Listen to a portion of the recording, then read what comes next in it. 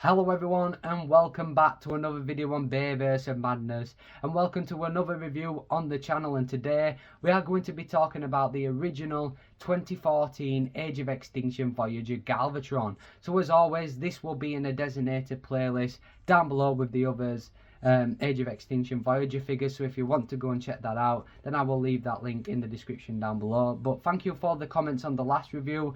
It seems like you guys were pretty entertained with that review, so it's obviously amazing. Today we are going to be talking about an Age of Extinction specific figure, so if there is an actual figure from the movie lines that you want to see reviewed, then obviously leave it down in the comments down below. And yet again, thank you all for the amazing comments. So in terms of Age of Extinction Galvatron, which we are going to be reviewing today, here is this sealed version of that Age of Extinction Galvatron, which you will get yourselves if you want it, or obviously as you got it back in the day for nostalgia.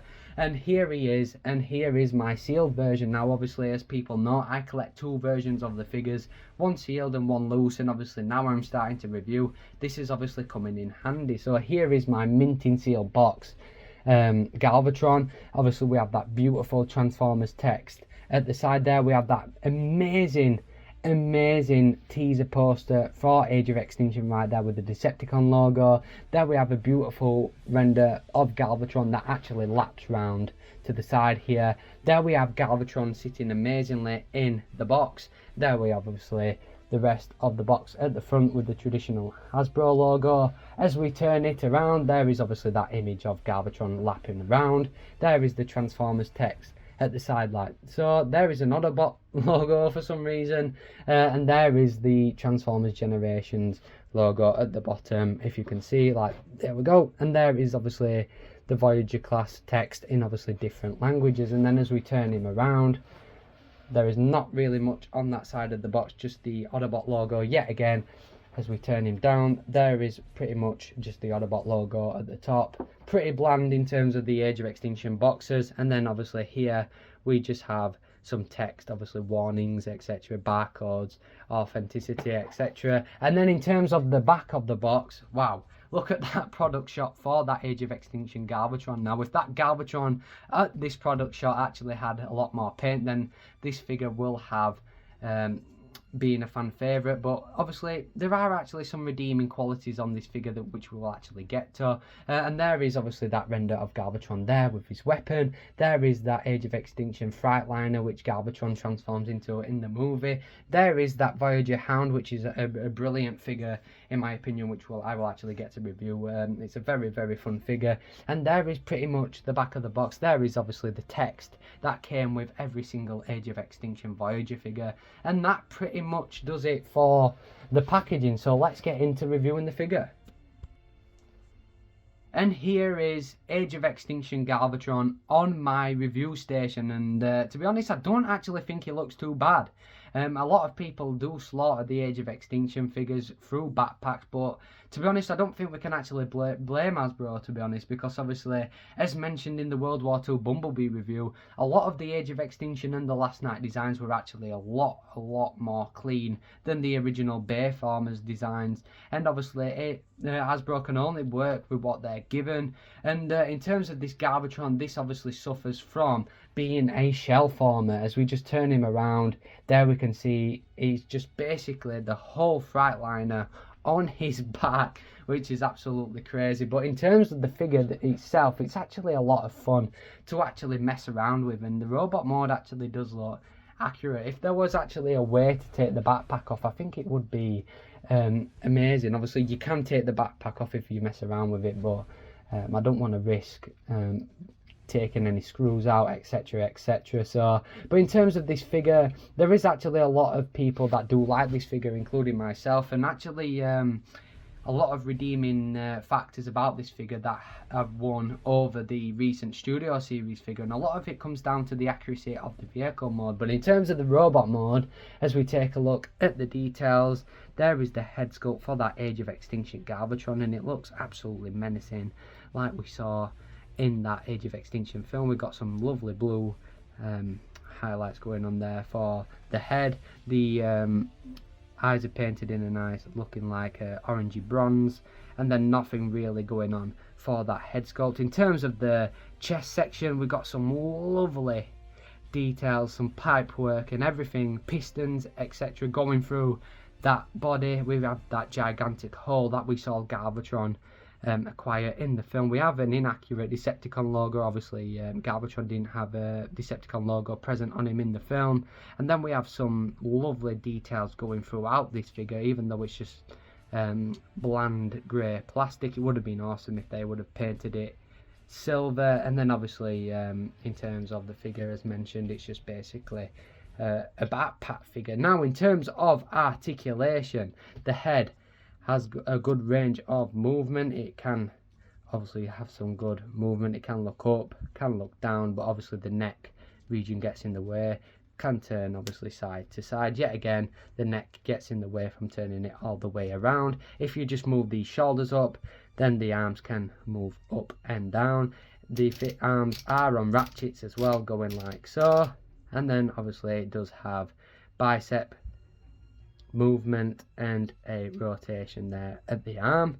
No hand rotation, unfortunately. In terms of the figure down below, it doesn't have any hip movement, but the legs can move up so far, yet again due to a lot of this getting in the way. And then in terms of going backwards, the backpack just blocks it from making it go back like so. And then obviously the legs at the thighs can move that far, and yet again the backpack just blocks it from going anywhere else. It can't really move forward due to, yet again, a lot of this figure getting blocked. The feet can actually move as well, but that's mainly due to transformation. Can get a few wiggly wagglies around, but yet again that's due to transformation, and that pretty much does it for the articulation and the details. So let's get into his accessories, and his accessory includes that iconic blaster thing that we saw him transform in his arm in the movie. And it actually comes with obviously a gimmick where if you push this button, we can actually fire that at Galvatron like so, and it just basically tabs right in there. And this actually molds into his arm, and as you can see, this is a beautiful looking weapon with that obviously pipe work. Yet again, what Age of Extinction KSI created for Galvatron, and this just basically pegs onto his arm like so. And I actually prefer this over the new Studio Series weapon. And as we just tab it on, as you can see, it looks like it's just molded in his arm like the movie. And then obviously Galvatron can fire at the Autobots as they escape from Chicago. In terms of comparisons, here is Age of Extinction Voyager Galvatron next to the Age of Extinction Deluxe Class Bumblebee. As another comparison, here is Age of Extinction Galvatron with that Age of Extinction Hound.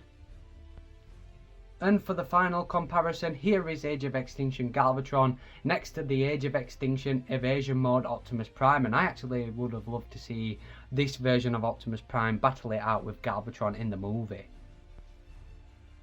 Okay, so in terms of the robot mode, that pretty much does it. Now let's get him into vehicle mode. Now if you want to see a transformation process on Age of Extinction Galvatron, then I will leave a link down for that transformation process in the description down below.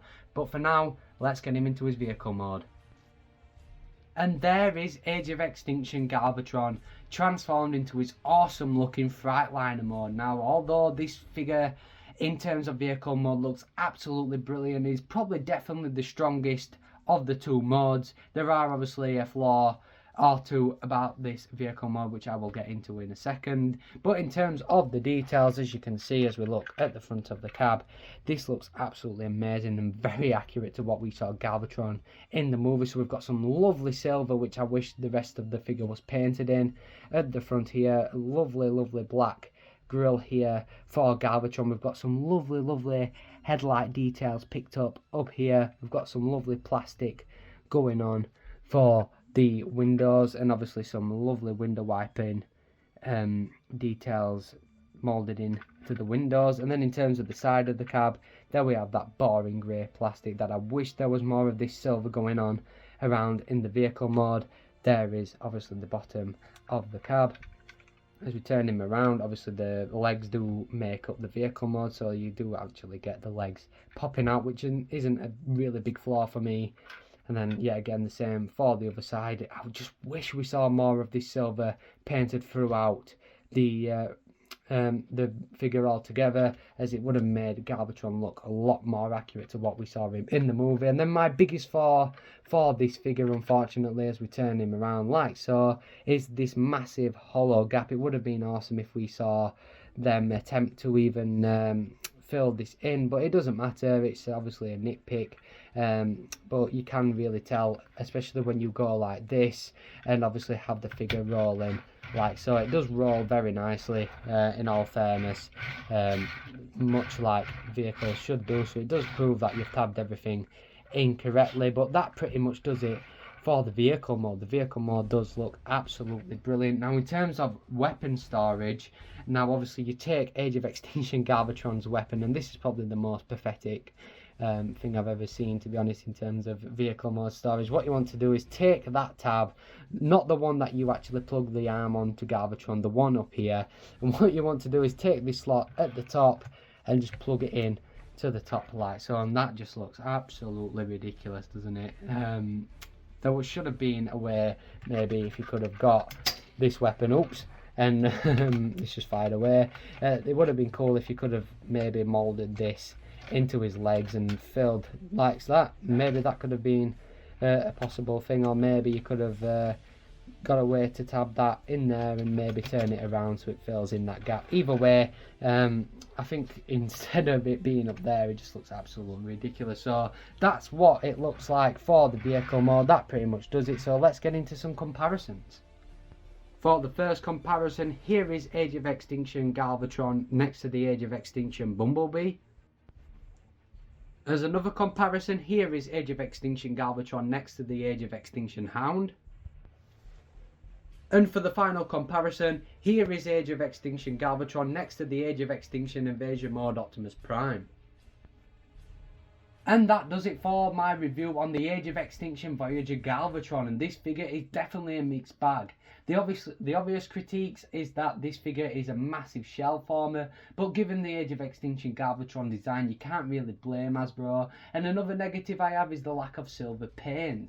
I think if the figure had more silver paint apps, then this would definitely been better over that boring grey we have going around this figure. But there are positives about this figure as well. One of them is the amazing detail that actually goes through this figure with the pistons, etc., as well as its decent accessories. And the biggest positive of this figure has to be its vehicle mode, and probably could be a runner-up for the best Galvatron vehicle mode that we've seen so far, even over the recent Studio Series version. But let me know in the comments what you think of this figure. But for now, as always, take care, everyone.